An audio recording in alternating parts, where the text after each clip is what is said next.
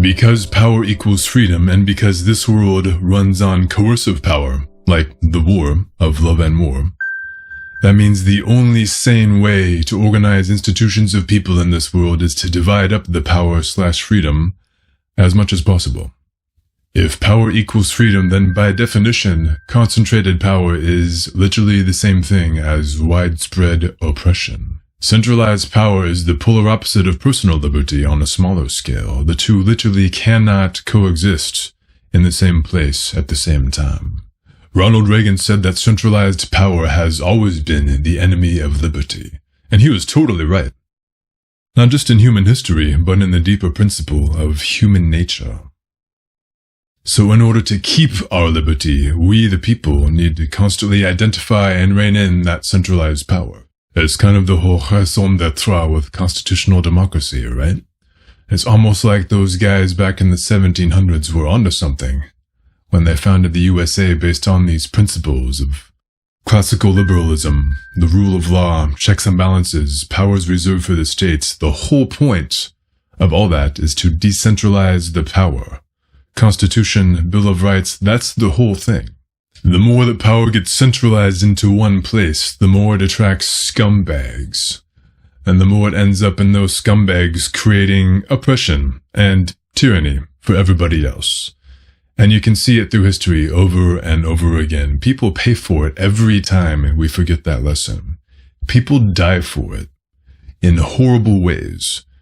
And anybody who won't learn from history is doomed to repeat it. It doesn't matter so much on the details of how people forget or how they're seduced into letting down their guard and giving up their freedom. But if we let any human power structure get too centralized, then it always goes into corruption and then oppression. It's just human nature. And then life sucks for pretty much everyone. It's not an other team problem either. A lot of us on the so-called left will distrust big business. A lot of us on the so-called right will distrust big government. I got some news for you. Centralized power is dangerous no matter what label you put on it.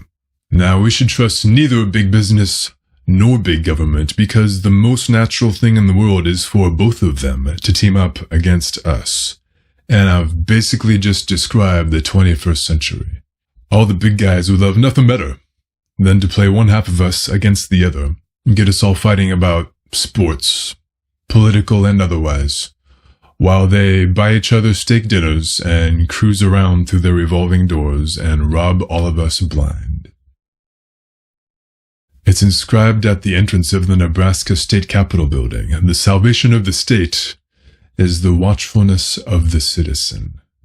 And if we don't watch, if we don't work to continually save the state, then centralized power will always corrupt it, either from the inside or the outside.